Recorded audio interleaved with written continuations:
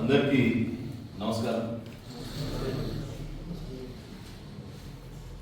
కష్టపడేటువంటి నవ యువకులు, భారత మాత న్యాయదేవత మీ యొక్క అద్భుతమైన తెలివితేటల గురించి ఎదురు చూస్తున్నటువంటి గొప్ప వ్యక్తులు ఎవరంటే మా సంగారెడ్డి జిల్లాలో లా కళాశాల చదివేటువంటి విద్యార్థులు మీరైనటువంటి విషయాలు కూడా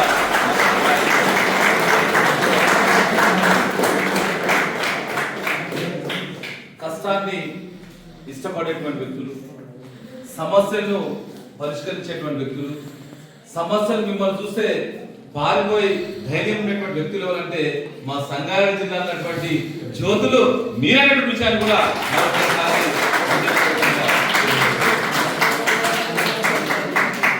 లా చేయడం అంటే అందరూ అనుకుంటారు, లా చేయడం అంటే చాలా ధైర్యం ఉండాలి, చాలా విశ్వాసం ఉండాలి, నమ్మకం ఉండాలి. నాకు తెలిసిన మటుకు అడ్వకేట్ అంటే అడ్వకేట్ కానీ న్యాయవాది కానీ ఒక పరిశీలన కానీ ఒక పరిశోధకుడు మాత్రమే అడ్వకేట్. ఎంత పరిశీలన అంటే చూస్తుంటే కూడా అందరూ చూస్తుంటే కానీ తెలియలేనటువంటి విషయాలు కూడా క్షుణ్ణంగా ఒక నాకు తెలిసిన మటుకు సైంటిస్ట్ కంటే కూడా ఒక గొప్ప స్థాయినటువంటి వ్యక్తులు ఎవరంటే మన అడ్వకేట్, యువ అడ్వకేట్ మీరైనటువంటి విషయాన్ని కూడా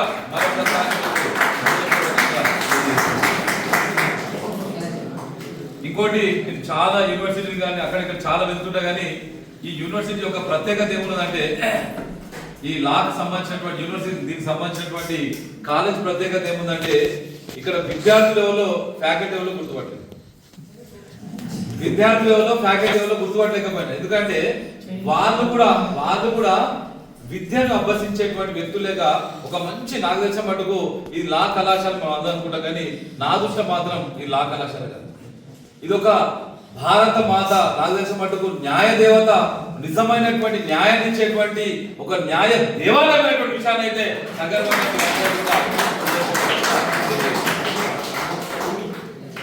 ఈ అద్భుతమైన కార్యక్రమం ఈరోజు మీలో కూడా మంచి చైతన్యం నింపాలనేటువంటి దాని మీద నేను ఈ కార్యక్రమానికి రావడం జరిగింది.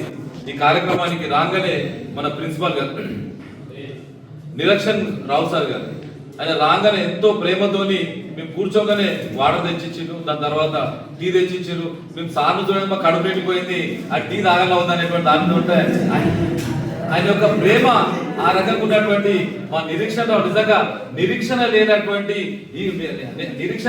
ఒక మంచి ఉన్నతమైన వ్యక్తి మా నిరీక్షణ రావాలనేటువంటి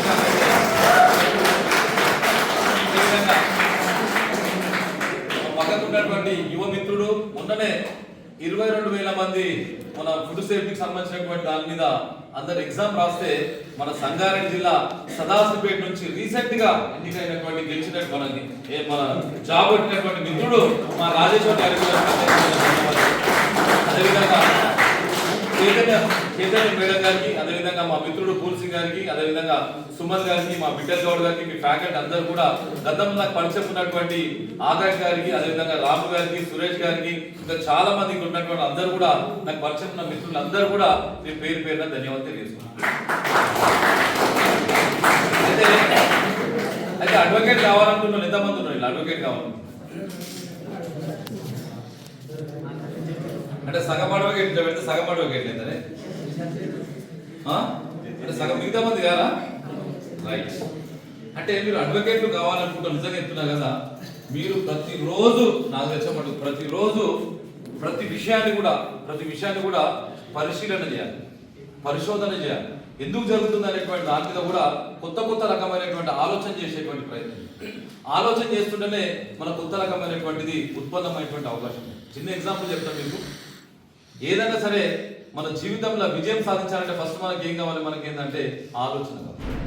ఆలోచన విత్తనం, ఆలోచన అనేది విత్తనం, అదే మనకు వచ్చేటువంటి పంట.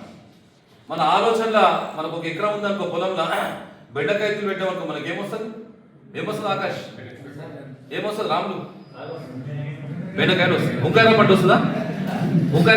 భయంకర పంట వస్తుందా? అంటే మన అద్భుతమైనటువంటి మేధస్సులో మనం ఏం పెడుతున్నాం అనేటువంటి దాని మీద కూడా మనం సూచించాలి. మన ఆలోచన ఏం చేస్తామంటే ఎంతసేపు అనుకరణ చేసేటువంటి ప్రయత్నం చేస్తాం. అనుకరణ అంటే వాళ్ళు ఏం చేస్తున్నారు, వీళ్ళు ఏం చేస్తున్నాడు, ఆ మిత్రుడు ఏం చేస్తున్నాడు, ఈ మిత్రుడు ఎటు చదువుతున్నాడు, ఆ మిత్రుడు ఏ రకమైన కార్యక్రమాల్లో పాల్గొంటున్నాడు అనేటువంటి దాని మీద ఉండేటువంటి ప్రయత్నం చేస్తుంది. ఈ రోజు నేను చెప్తున్నా ఏంటంటే